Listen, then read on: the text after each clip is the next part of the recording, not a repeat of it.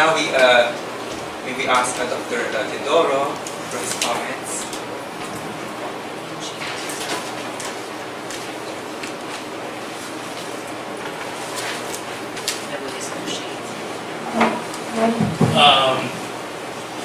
I like points that would explore science, and use the vocabulary from the exact sciences in poetry. And I studied human anatomy a long time ago, kaya review ko sa mind ko yung the things that I can still remember. And in the Lover's Anecdote, there's a mention of wishbone, snapping. And I learned from comparative vertebrate anatomy, I think there's a wishbone sa chicken. I'm not so sure if it's clavicle, because when you say clavicle, it's the bone here. Sternum is somewhere here. So anyway, hindi naman kaya yung comment ko. I would like to focus my comments on Father's montage, which quite done. This is also my favorite poem in the collection, especially if you have a problem with your father. I think this is a type of poetry that not exactly I would love to read, but I will read because it forces me to face my own issues with my father. So that's why I can relate to it. So, and because it's a montage, so true enough, the poem is really a series of four montage, four pictures.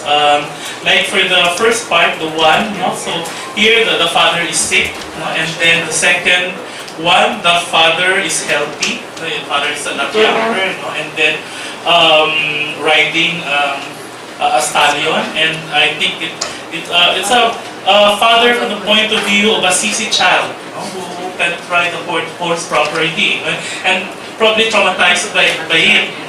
And then three, again, the poem would bring us back to the room where the father is sick. And then the fourth one is just perfect, because here the father is not only healthy again, but also powerful. In fact, applying to the sea. And I like about the clue is rippling muscle, the parting ways, because this is a gay son seeing his father as a man. So in the whole poem, there's two pictures of father. So one, the first one, the man as desirable. That sometimes, because we rarely look at our father as a sex object or someone, a man who it's possible for us to make love to them, So because it's a terrible thing to think, But the poem gives us the opportunity to confront that, That indeed our fathers are also men, and just realized. So personally, I just noticed that.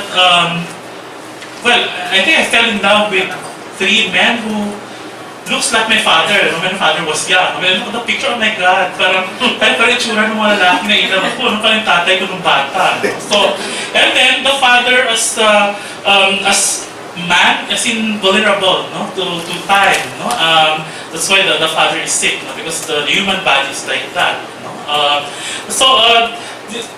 true to the theme of the whole collection, about interrogating Catholicism, from the lens of gay poetry. So the consistent yung image of the body, as the broken temple, and also, but the poem ends with the note on the body as a temple that will bring us to heaven. So I am flying. So I love the whole collection.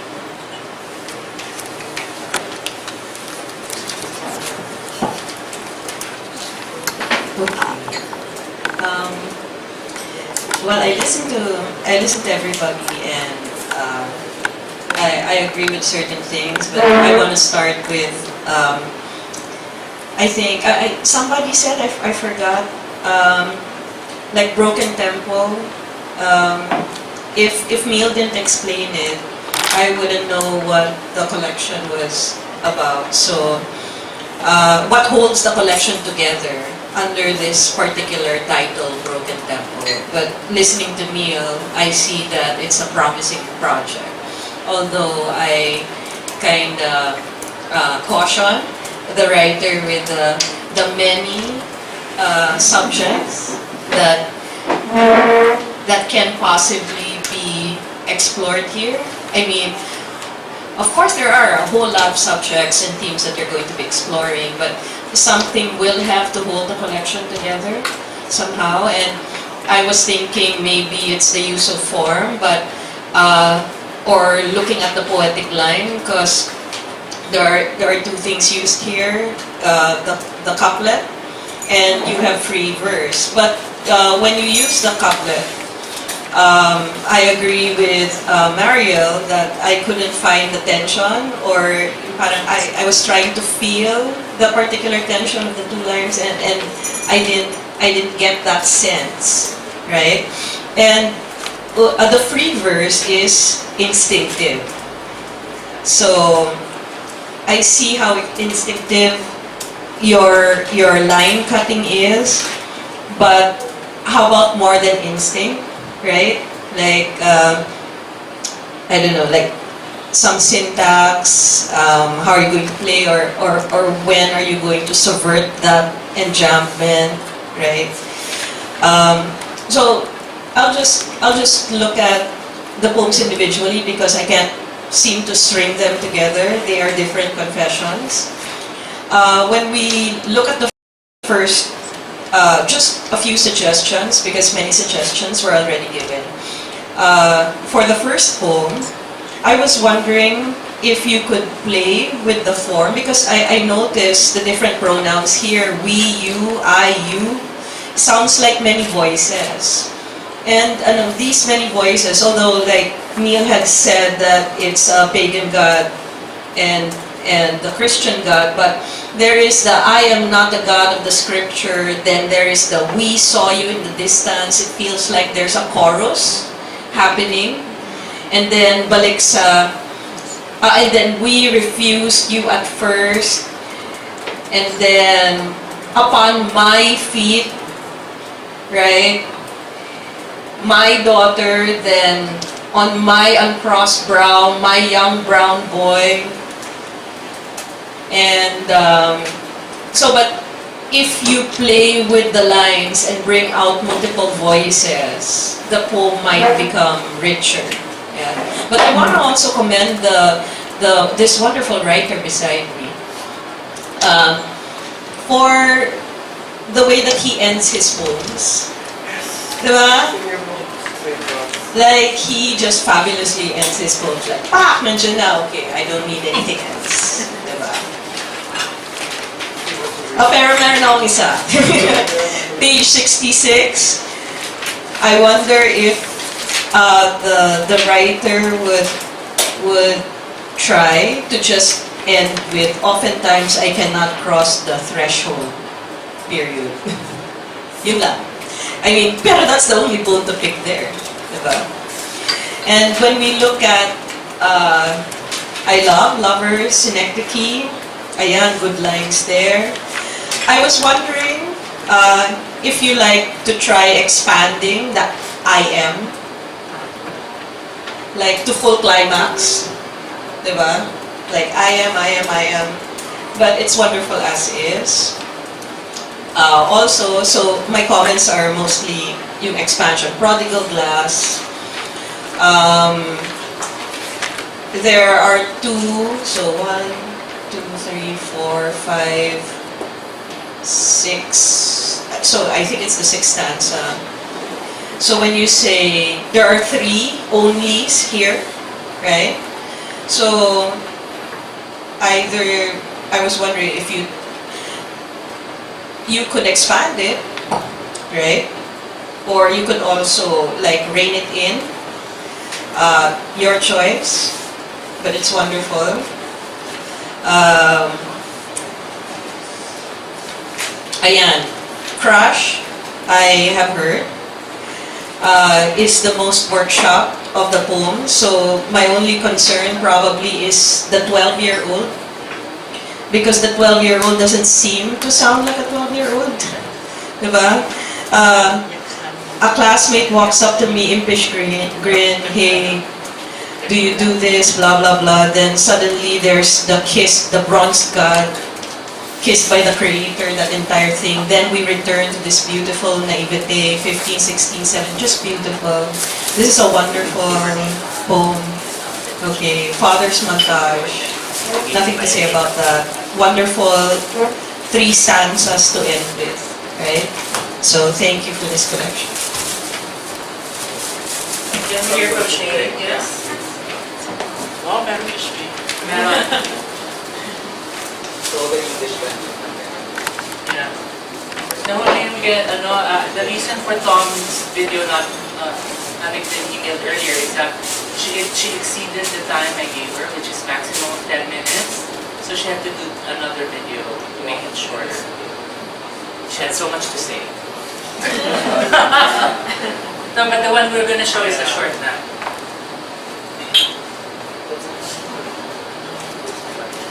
Yung starting ano niya lagi, In this collection, Broken Temple, most of the poems are already written very well.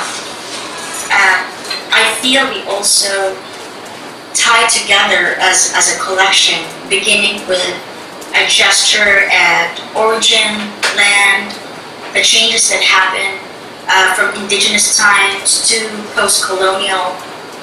The poems in the middle altogether have a general sense of motion or being in transit in life. And then the last poem is about so much farther, which also makes us think of origin. And in the last part of this last poem, there is a possibility of flying, again, implying motion and transit. What makes these poems, to me, glisten is the way they make us sense a truth over and beyond the real, if you know what I mean.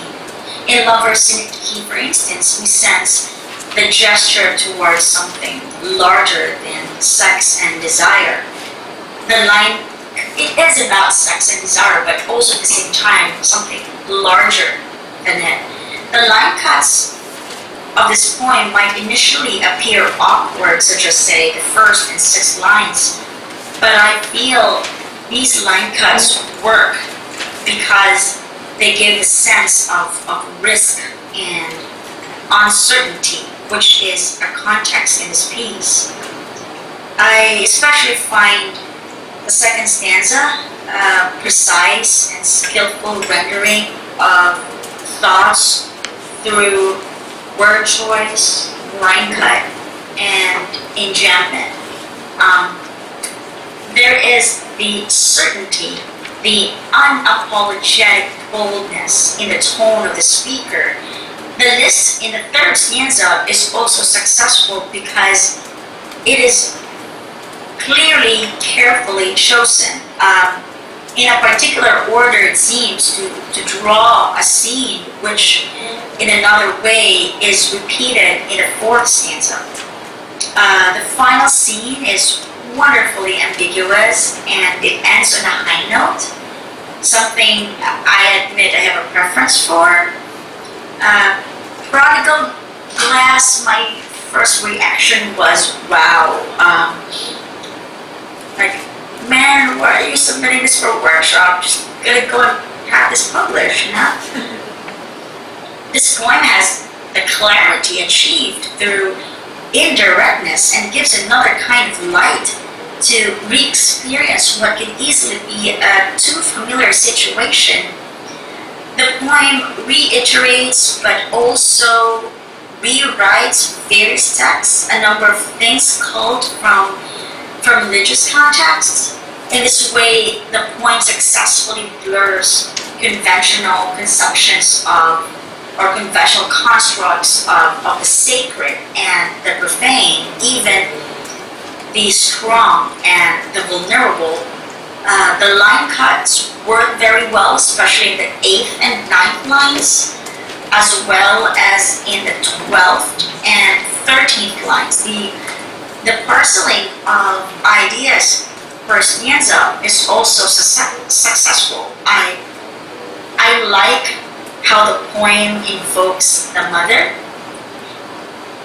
In this way, the poem is a turn away from a flat, patriarch-centered prodigal son story and instead calls in other associations, possibly more nurturing. The poem Crush, pretty brave, especially when it is read through an autobiographical lens. Something I won't be that brave, but this means the author is very brave. The sunflower mentioned twice in the second stanza, do they mean different things? Maybe it's just me. I find it a little confusing. In the poem Father's Montage, the words mothered in the third stanza might not be the best word. It makes me think of smothering someone with a pillow, like in the movies or in a teleserie. The one point to me that made a little more work is Mysterium Crucis. The timeline scope of this piece is wide. It covers centuries. I think the writer is able to sustain a tone throughout the poem because of the short length of the lines, the couplets, the abundance of white space. I wonder if the writer has explored the possibility of removing punctuations while still keeping capitalizations. The sense, when there are no punctuations, it gives a sense of fluidity, something that keeps on and on. Capitalizations give the signal that it's a group of ideas. Also, the 19th stanza, part of the 20th as well as the 24th and the 25th, they're rather vague. I like the sounds drooping and dropping side by side, though I'm not sure if the word drooping is the best word to use in the context. There's ambivalence in the penultimate and last stanzas. Is it the sternum that whispers? Is it the land itself who is the speaker, who prays to the you being the one who is first described in the 4th and 5th stanzas, and who somehow metamorphosed into the god and the crucifix in the later part of the poem? A little confused. Still, I like the poem for the wide ambit of its project.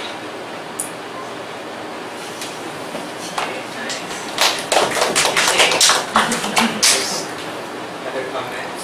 Or shall we now? No, I want to say that the most ambitious piece is the first one.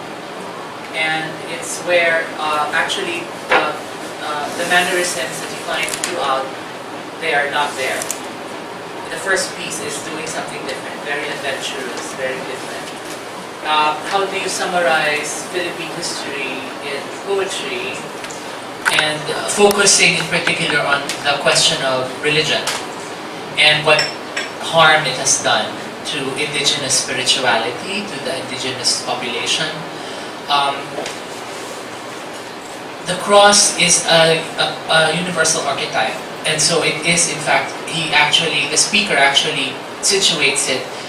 There was already a kind of indigenous idea of that, of verticality, the movement towards transcendence, but also inclusivity and embrace, which is the horizontal beam of the cross, right? So this is the divine, and this is the temporal and the human, right? And it's one in a cross. So in the rewriting of it, this is the first time I've seen it. Nico, it looks relatively new kasi marami pang mga mistakes nga, di ba? It was pointed out, this is where you have a lot of room for improving punctuation, improving lineation, improving word choice even, right? But like Shane says, I encourage this and maybe more of it, more such poems where you have this, the raising of the stakes and the upping of the ante and basically flexing of the muscles, right? Because the other poems are in the comfort zone already. You understand this is where he writes and how he writes. Now this one is different and can be done more, I think, throughout the collection. So wonderful, Nico. Congratulations. Now let you speak.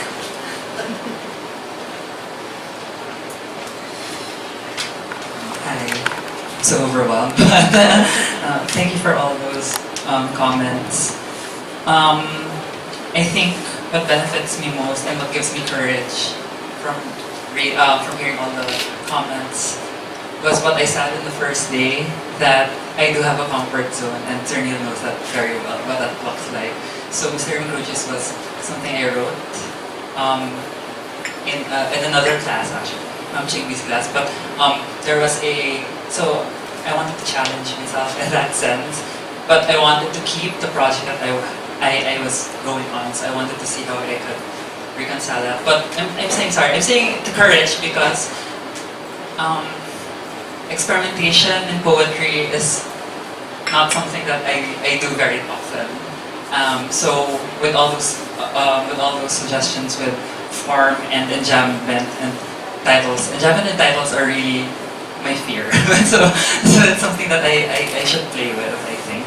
And hearing all those suggestions, I'm excited to see this collection that I've seen so many times in a new light.